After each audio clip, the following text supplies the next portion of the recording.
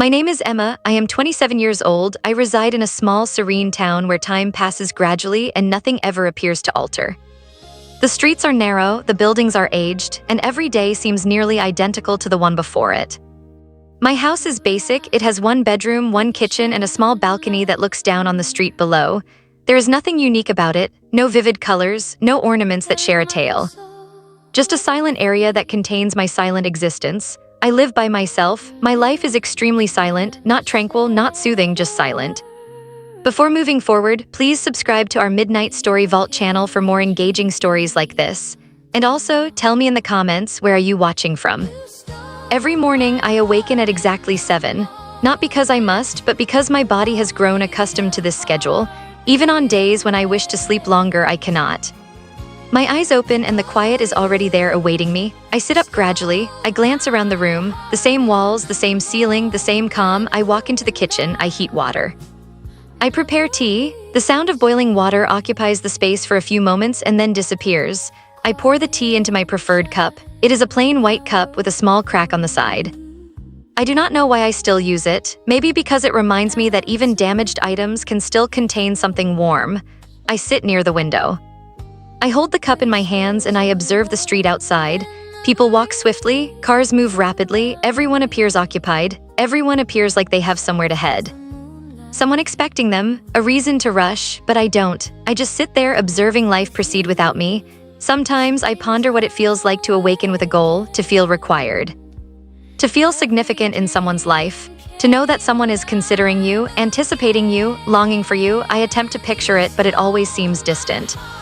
Like a dream that belongs to another person. I work from home. I create basic material for websites, words that people scan for a few seconds and then disregard. I sit at my laptop all day. I type phrases, I review emails, I dispatch files. The screen turns into my world, the keyboard turns into my voice. Sometimes I pause typing, sometimes I just gaze at the blinking cursor. It feels like it is awaiting something genuine, something significant, something that comes from the soul, but nothing arrives, so I keep working. At 5, I shut my laptop. And then everything turns quiet again, the type of quiet that feels burdensome, the type that reminds you that you are solitary. I go to the kitchen, I make dinner, rice, vegetables, sometimes broth.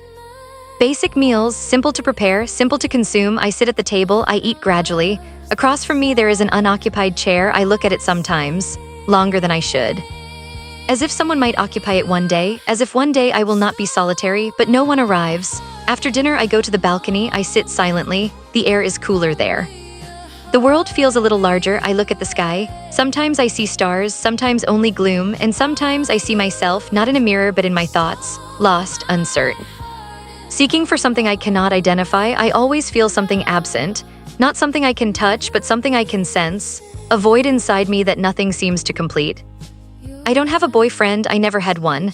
Not because I didn't desire to, but because I didn't know how. I am timid, I don't speak much, I don't attend parties, I don't like groups. I don't know how to begin discussions, and maybe I was scared of being noticed. Scared that if someone truly comprehended me, they might not remain. My parents live in another city. They call me every Sunday, their voices are kind, known, soothing, but even those calls feel brief, unfinished, like something vital is absent between the words. They always ask the same question. Emma, when will you get married? I always smile, I say soon, but inside I do not know the answer. I want love, I truly do. I want someone to sit with me. Someone to drink tea with me in the morning, someone to converse with at night, someone who comprehends quietness, but love never arrived to me, or maybe I never went to seek it. Days passed. Weeks passed, everything remained the same, until one day something altered. It was a rainy afternoon, the sky was gray, the air felt chilly, I had no work that day, my internet was not functioning.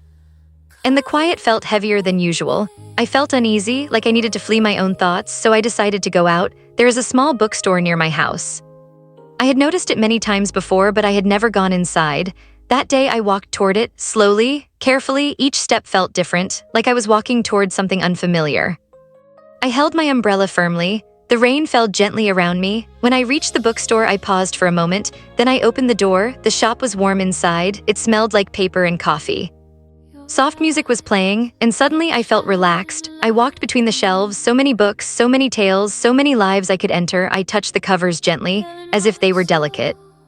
And then I saw him. He was standing near the counter reading a book, calm, still, peaceful. The shop owner looked at me and smiled. Emma, he said, this is Ryan, he works here. Ryan looked at me. He smiled softly. Hello, he said. Hello, I replied. My voice felt small. I picked a book quickly just to have something in my hands. Good choice, he said. It's my first time here, I said. Then welcome, he replied. His smile was gentle, not too big, not fake, just real. I paid for the book and I left, but something remained with me, his voice, his calm presence.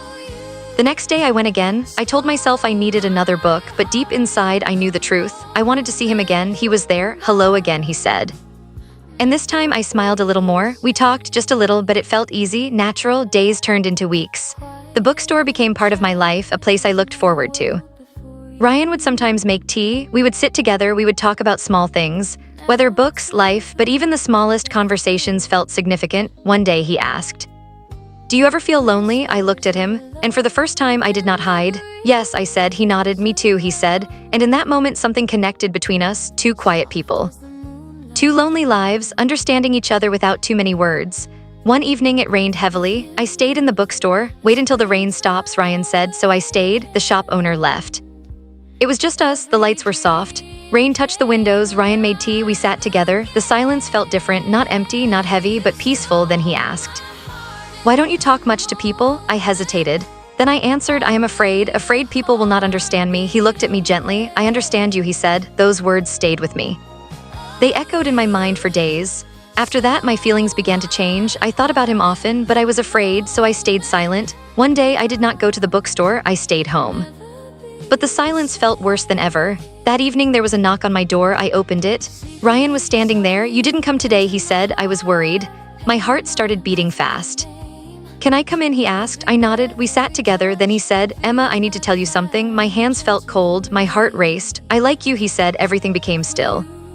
But this silence felt full. I felt tears in my eyes. "I like you too," I whispered. After that day, everything changed. We spent time together. We walked, we talked, we shared silence. But it was no longer empty. It was warm, comforting. I started changing. I smiled more. I spoke more. I felt alive. 1 year passed. My life became different. One evening, he gave me a small box. Inside was a ring. "Will you marry me?" he asked. Yes, I said. Today, I sit on the same balcony, but I am not alone anymore. Ryan sits beside me. We drink tea together. We talk. And sometimes we just sit quietly, but now the silence feels beautiful, and this is what I learned. Love does not always come loudly, sometimes it comes quietly. Like a soft voice in a small bookstore on a rainy afternoon. If you enjoyed this story, like and subscribe to our Midnight Story Vault YouTube channel for more interesting stories like this.